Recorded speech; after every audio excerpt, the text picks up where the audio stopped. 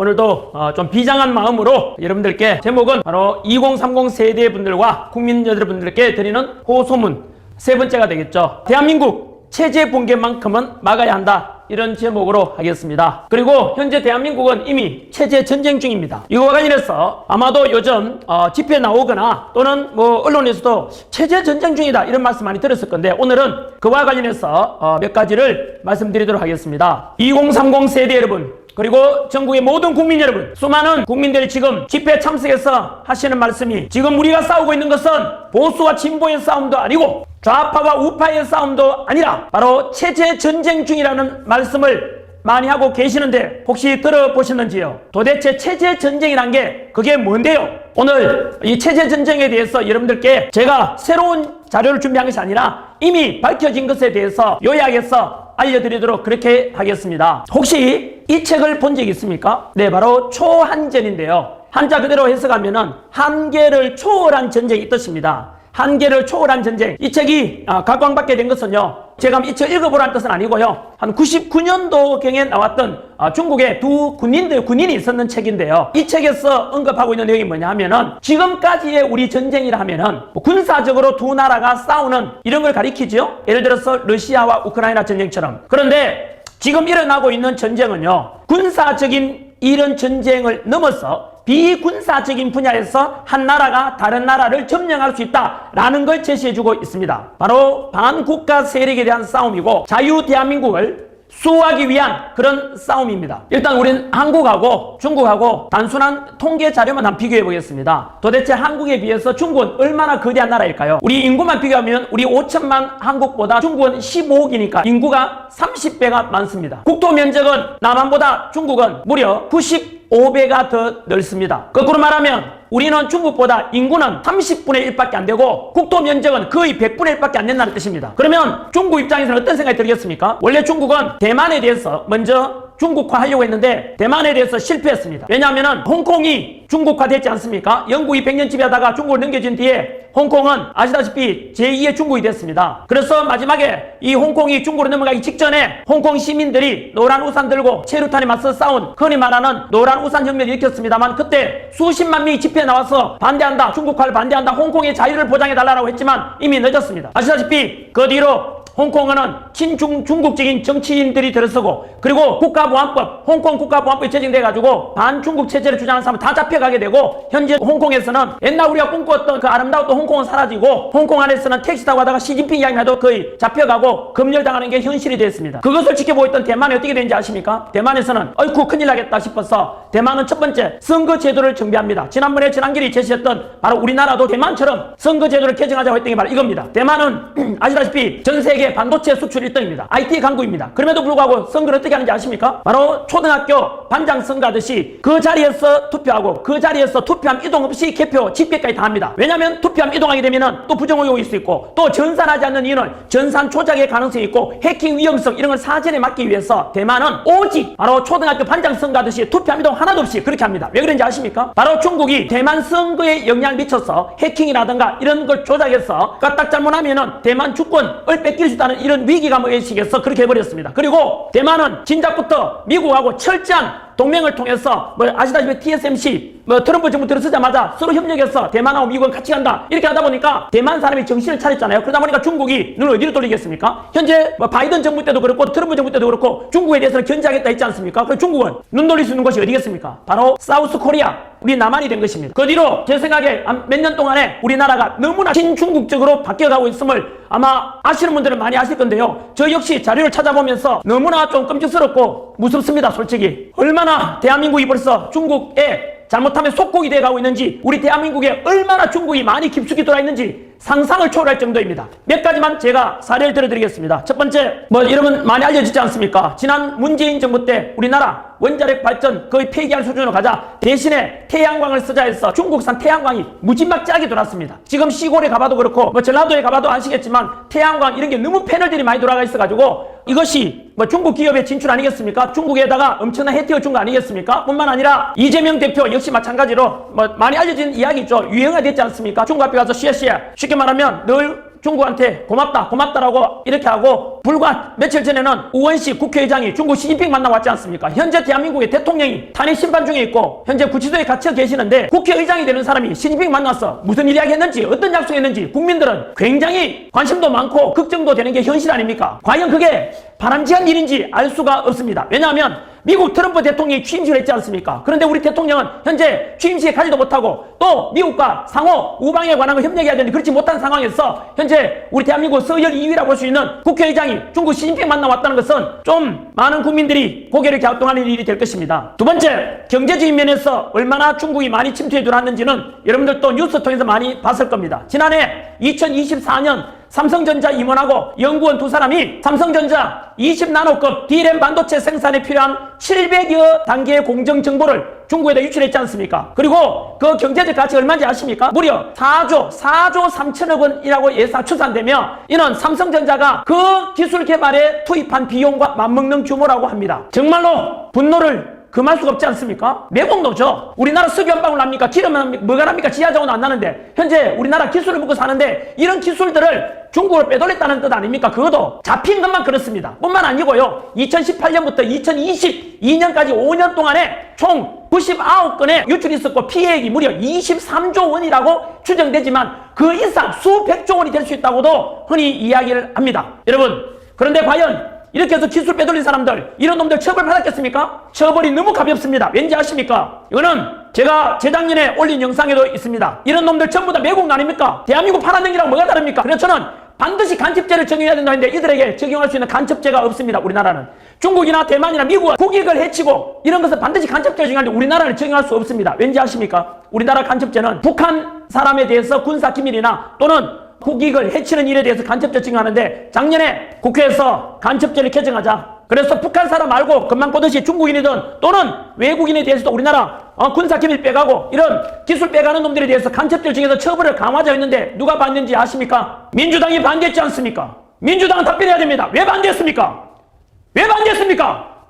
우리나라 기술 빼가고 우리나라 국가 기밀을 빼갈 수 있는데 왜 처벌할 수 못하도록 합니까? 민주당 도대체 어느 나라 정당입니까? 그리고 지난해 미 항공모함에서 드론으로 중국인이 촬영하다가 들켰지 않습니까? 처음에는 유학생이라 했고 조사해보니까 중국 우수 공산당원이었고 포렌식으로 그 조사해보니까 또 2년 동안에 우리나라 군사시설을 촬영했고 국정원까지도 촬영한 것이 드러났지 않습니까? 그런데 역시 간첩죄 적용 못했지 않습니까? 왜 그랬겠습니까? 역시 그건 민주당이 답변해야죠. 왜 간첩죄 개정 반대했습니까? 경제면에 이어서 사회면에서도 얼마나 우리 사회에 중국인들이 영향을 많이 미치느냐. 여러분, 흔히 우리 다음에 가서 재난기 뉴스 뜨면은 보란듯이 악플이 바로 달립니다. 거의 도배되듯이 악플이 달립니다.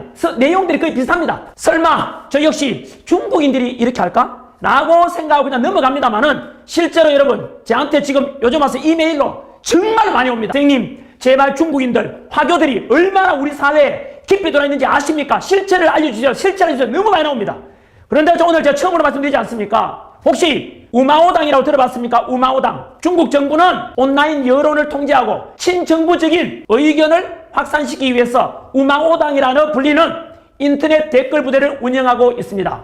이들의 정확한 규모는 공식적으로 드러나지 않았습니다만 미국 하버드대 연구에 따르면 우마오당의 규모가 수백만 명에서 무려 4천만 명까지 이를 것으로 추정된다라고 발표했습니다. 여러분, 상상이 됩니까? 아까 말씀드린 대로 우리나라 인구가 5천만인데 중국 인구가 우리보다 30배 많지 않습니까? 근데 댓글 부대만 4천만 명이 된다니까 충분히 우리나라의 언론에도 영향을 미치고 있다고 볼 수가 있을 겁니다. 몇 해 전에 난리가 난 적이 있었지요. 바로 우리나라하고 중국하고 축구 경기할 때 그때 다음 카카오에 어떤 일이 있었는지 아십니까? 한국과 중국이 축구하고 있는데 중국이 이기길 바란다는 여론이 무려 56%까지 올라갔습니다. 여러분, 더 놀라운 것은 그 경기가 끝나갈 무렵에 중국이 이겨라, 중국을 응원한다는 게 91% 올라갔습니다. 여러분, 그때 네이버에서는 중국 6%, 한국을 응원한다가 94%였어요. 그런데 뭐라고요, 금방? 중국을 이기길 바란다는 게 다음 카카오에서는 무려 91%가 올라갔다고요. 뭔 일이지? 조사를 해보니까 전체 3천만 건 정도의 클릭 중에서 네덜란드와 일본의 서버를 둔 업체에서 무려 1,500만 건이 클릭되었다고 합니다. 여러분, 네덜란드 사람들이 우리나라, 중국하고 우리나라하고 축구하는데 네덜란드인들이 감히 뭐 중국을 응원하는데 클릭했다 보기는 힘들지 않겠습니까? 역시 외부의 서버 업체를 두었지만 실제로 중국인들이 우리나라 댓글에 영향을 미쳤다고 볼 수 있는 게 합리적 의심 아니겠습니까? 여러분, 전 세계적으로 사이버 댓글 부대 운영하는데 1등이 러시아, 2등이 중국, 3등이 이란, 4등이 북한으로 알려져 있습니다. 북한 사이버 부대 역시 세계에서 4위 규모다 이 뜻입니다. 옥스퍼드 대학 보고서에 의하면 대한민국 사이버 내 여론전에 북한의 침투가 너무나 만연하고 있다고 발표되었습니다. 지난해 챗GPT 활용해가지고 댓글을 달라고 명령하면은 자동으로 댓글이 달려진다고 합니다. 네이버 규정 위반 댓글에서 특히 정치적인 삭제 댓글이 많았고 무려 53%가 부적절하여 삭제되었다고 합니다. 여러분, 이런 댓글은 중국인이나 북한 사람이 달았다고 보셔도 될 것입니다. 여러분, 뉴스에 보면 댓글이 중국 전기차가 최고다, 중국 알리 서비스가 최고다, 한국인이란 것이 창피하다, 남녀가 맨날 싸우고 갈래치기 유도하고 우리나라 네이버에 반중 종자들은 친중 매국이다. 알고 보니까 중국 댓글입니다. 국정원 조사 조선일보 보도에 의하면 중국 업체 국내 언론을 위장한 사이트가 무려 38개가 개설되었답니다. 친중 반미 컨텐츠 유포하고 있습니다. 수년간 적자투성이던 JTBC에 중국 기업이죠, 텐센트가 1천억을 투자했다고 합니다. 여러분, 망해가는 회사에, 적자투성인 회사에다가 왜 중국이 1천억이나 투자했겠습니까? 그리고 그 투자받은 기업은 과연 중국으로부터 자유로울 수 있겠습니까? 서울에 지금 달리고 있는 전기 자동차의 이미 50% 이상이 중국산입니다. 많은 보조금을 지급받고 그렇게 한다고 합니다. 뿐만 아니지요, 불과 지난달에 캐나다 정부에서 공식적으로 발표했죠. 뭐를요? 중국에서 공식적으로 캐나다 선거에 개입했다고 발표했지 않습니까? 더 충격적인 것은 미국 FBI 정언에 의하면 대한민국 안에서도 중국 비밀 경찰이 있다고 알려졌습니다. 몇 해 전에 뉴스에 끔찍하게 나왔지 않습니까? 송파의 어떤 중국 식당에서 운영 중인데 알고 보니까 그 사람 정언에 의하면 한국 안에 있는 중국인들, 중국의 반체제적인 사람들을 잡기 위한 것이다 했는데 여러분, 그거 불법입니다. 대한민국 안에서 중국인이 중국인을 잡아가는 거 역시 불법입니다. 뿐만 아니고 그 사건에 대해서 여러분 수사하는데 무려 2년이나 걸렸습니다. 2년 걸린 이유가 뭐겠습니까? 우리나라에 아직도 이러한 간첩죄를 적용할 수 있는 법이 없기 때문입니다. 뿐만 아닙니다.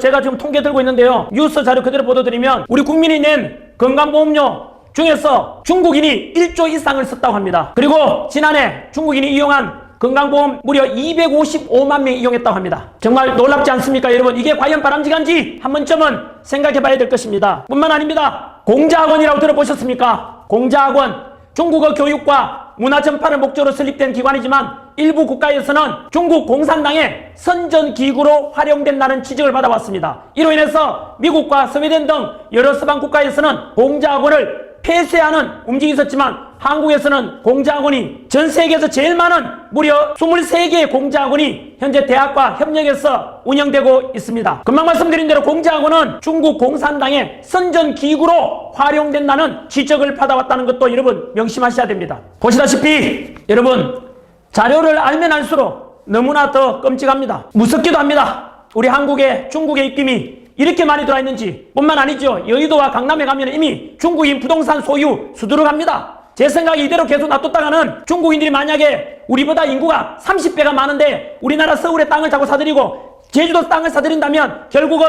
우리나라는 중국 것이 될 것입니다.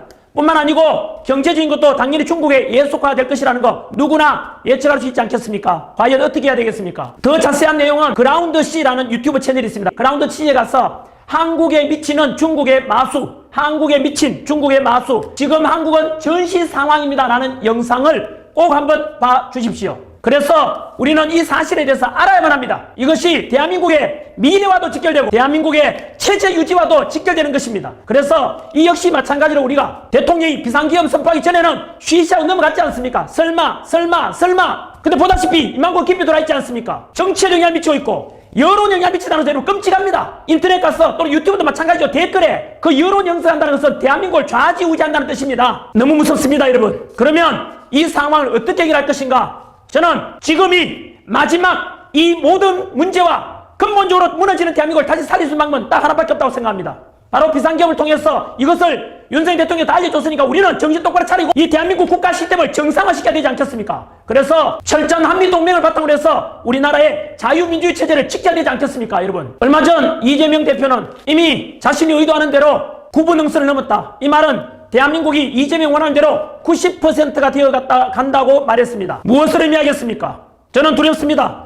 민주당 입법부만 장악한 이 민주당이 이미 사법부 카르텔 형성돼 있지 않습니까? 이번에 다들 지켜봤지 않습니까? 공수처의 부당한 수사, 그리고 서부지법의 부당한 수사, 그리고 현재 대통령에 대해서 부당한 체포와 구속, 그리고 헌법재판소의 불법과 분리가 만연한 재판 진행 과정, 이 속에서 국민들이 다 지켜보고 있지 않습니까? 입법부에다가 사법부, 수사기관, 체포기관 다 잘돼 있습니다. 과연 이렇게 해서 이재명이 대통령이 돼서 행정부가 시작한다면 대한민국은 과연 어떻게 되겠습니까? 여러분, 히틀러 나치당 불법이 아니었습니다. 그 당시에 바로 행정부를 장악한 총리였던 히틀러에게 입법 권한을 주죠. 수권법이랍니다. 권력을 줬다는 뜻입니다. 그러면서 히틀러는 행정부와 입법부를 다 장악해서 결국은 무려 500만이 넘는 유대인들 학살하는 그런 짓을 저지르게 되죠. 그 당시에 독일 사람들은 몰랐습니다. 그렇게 될 줄을. 시간이 지나면서 알지 않습니까? 처음에는 교회도 마찬가지로 히틀러 보고 그러면 안 된다고 했지만 그 목사는 죽었습니다. 나머지 교회들은 묵인하다가 결국은 그런 비극이 발생한 거죠.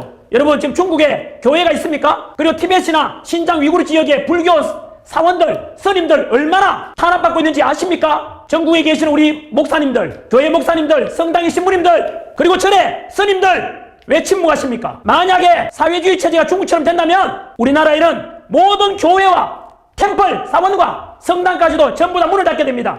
이러니 여러분 뭐라 했습니까? 체제 붕괴 얼마나 끔찍한지 아시겠습니까? 전환길의 이러한 주장이 과연 음모론이고 또 헌법재판소가 불신을 부추기는 겁니까? 헌법재판소 여러분들 이미 다 드러났지 않습니까? 불리한 재판관 문영배 어떤 짓을 했는지 국민 여러분 다 알았지 않습니까? 이미선, 정계선 전부 다 우리법 연구회 아닙니까? 오동훈 공수처장, 그리고 부당한 영장 발부했던 이순영 판사, 그리고 서부지법에 대통령 구속영장 내렸던 차은경 판사 전부 다 우리법 연구회라는 드러났지 않습니까? 뿐만 아니지요. 지금 헌법재판소의 문영배, 이미선, 정계선까지 전부 다 우리법 연구회 아닙니까? 특정 편향된 이런 우리법 연구회, 바로 법원 내, 사법부 내 하나의 같은 사조직 아닙니까? 이들이 기껏해서 최근 뉴스 보니까 인구는 지금 현재 100여 명 정도밖에 안 된다 합니다. 전체 3,000명의 판사 중에서 기껏해서 100여 명밖에 안 되지만 현재 보다시피 법원 요직을 다 장악했지 않습니까? 헌법재판소도 벌써 40명까지 임명된다면 9명 중에서 4명이 우리법 연구해야 됩니다. 국민 여러분, 2030 세대 여러분, 저는 대한민국이 다시 자유민주주의가 반듯하게 쓰고 그래서 다시 공정과 상식과 법치주의가 살아나기를 소망합니다. 제가 손해봐가면서 욕먹으면서 이거 왜 나섰는데요? 국민 여러분, 그리고 지금 부산, 대구, 광주에 이렇게 많은 사람들이 왜 모이는데요? 이제 이해 좀 되십니까? 많은 사람들이 이것은 보수와 진보의 싸움도 아니고 좌파 우파의 싸움도 아니라 체제 전쟁이라고 부르지 않습니까? 바로 이겁니다. 까딱잡문하다가 현재 대한민국은 무너질 것입니다. 홍콩처럼 노란 우산 들고 수십만 명이 시위해도 이미 늦을 수도 있습니다. 저는 이번에 비상기업을 계기로 해서 국민들이 알았고 개몽령이 되었고 이래서 다 같이 똘똘 뭉쳐가지고 빨리 헌법재판소에 대통령 탄핵을 기각시키고 그리고 대통령 빨리 직무 복귀시켜서 국가 시스템이 정상화되고 다시 대한민국 안정되는 이런 대한민국이 되기를 소망합니다. 우리가 어떻게 해야 되겠습니까? 한 가지 방법밖에 없습니다. 대통령 지지율 높여서 국민의 뜻을 분명히 보여줘야 되며 국민들은 탄핵을 기각시키고 빨리 석방하고 그리고 대통령 직무 복귀시키라 라고 명령한다는 것을 보여줘야 될 것이고, 두 번째는 대한민국의 주권은 국민에게 있습니다. 국민이 직접 민주주의 실현하는 것이죠. 내 하나쯤이 하지 말고 행동하지 않는 자의 양심은 악의 편입니다. 좀 더 시간이 지나서 대한민국 무너지고 나면 먼 훗날에 내가 왜 그랬을까 삶을 후회하게 될 것입니다. 그리고 우리 2030 세대들에게 이런 중국화되고 사회주의가 될 수 있는 이런 대한민국을 넘겨준다는 게 끔찍하지 않습니까? 한 번 더, 정치를 외면한 자의 외면한 가장 큰 대가는 가장 저질스러운 사람들에게 지배를 당하는 것이라고 이야기했습니다. 국민 여러분, 더 이상 머뭇머뭇거리지 말고 좌고 우면하지 마시고 대한민국을 같이 살려냅시다. 마지막 기회입니다. 저 역시 모든 걸 걸고 현재 목소리 내고 있지 않습니까? 전국에서 현재 서울대학교, 연세대학교, 고려대학교, 경북대학교, 조선대학교 대학생들도 이제 이것을 알게 되고 시국선을 하게 되었고, 더 나아가서 우리 대학교 교수님들, 지식인 여러분, 그리고 교회 목사님들, 성당의 신부님들, 절에 계시는 우리 스님들까지도 한 목소리로 이제 대통령 빨리 탄핵 기각시키고 직무복귀시켜서 대한민국을 살리자는 목소리에 같이 동참해 주시기를 부탁드립니다. 어둠은 빛을 이길 수 없다고 했습니다. 거짓은 진실을 이길 수가 없습니다. 우리는 오직 진실되고 빛을 향해서 자유 대한민국을 지키고자 목소리를 내고 모두 우리 걸고 다시 대한민국 살려냅시다, 여러분. 그리고 마지막으로 명령합니다. 국민의 이름으로 마지막으로 명령합니다. 불의한 재판관 문영배, 불의한 재판관 이미선, 불의한 재판관 정계선, 그리고 불의한 재판관 정정미, 그리고 임명하고자 하는 40여까지 만약에 너희들이 이 자유 대한민국을 수호하고자 하는 우리 윤석열 대통령을 탄핵 인용하고 파면시킨다면 이것은 민주주의의 뜻을 정면으로 거부하는 거니까 민주주의의 반역자가 될 것이고, 또한 이 뒤에 일어날 모든 일들은 이제 너희 5명이 책임을 져야 될 것이다. 문재인 표현을 빌리자면 국민혁명이 일어날 것이고, 또 우리 헌법 최고의 권위자 허영 교수의 말씀에 따르면 헌법재판소는 가루가 되어 사라질 것입니다. 전환기는 명합니다. 당신들 5명은 먼 훗날 을사오적으로 기록될 것입니다. 그래서 우리 1905년 을사조약 때 바로 거기에 사인했던 을사오적, 이완용, 이근택, 이지용, 권중현, 박재순, 이 5의 을사오적 이름처럼 너희들 5 역시 민주주의의 반역자로서 역사에 두고 역적으로 남게 될 것입니다. 분명히 경고합니다. 끝으로 2030 세대 여러분, 그리고 국민 여러분, 한 번 더 부탁드립니다. 지금 우리가 침묵하게 되면은 대한민국은 소리 소문 없이 중국의 속국이 될 수도 있을 것입니다. 단순한 대통령 직무복귀를 넘어서 이어서 대한민국 체제를 수호하는 것이고, 지금까지 우리가 부모 세대, 할아버지 할머니 세대께서 석유 한 방울 안 나는 지하자원 하나 없는 이 대한민국을 이만큼 전 세계 국력 6위가 되도록 먹고 살게 만들어 놨는데, 우리가 침묵하게 되면 모든 것이 무너지게 될 것입니다. 이번 주말 2월 22일 대전으로 오십시오. 그리고 다음 주는 3일절인데 서울로 오십시오. 그래서 전 국민이 한 목소리 내고, 그래서 자유 대한민국을 함께 지켜주시기 바랍니다. 여러분들이 그 역사의 주인공이 될 것입니다. 그러면 대통령 직무복귀되고 대한민국은 반드시 살아나게 될 것입니다. 그래서 이번이 제2의 건국운동이 될 것입니다. 저는 대한민국의 2030 세대에 문제 일어났기 때문에 그들에게 감사하고, 그들이 있기 때문에 대한민국 미래는 든든하다고 말씀드리고 싶고, 그리고 2030 세대들이 문제 일어났는데 우리 40, 50, 60, 70, 80 세대 여러분, 그들이 우리가 이제 응답해야 될 때가 아니겠습니까? 우리가 응답해야 될 차례가 아니겠습니까?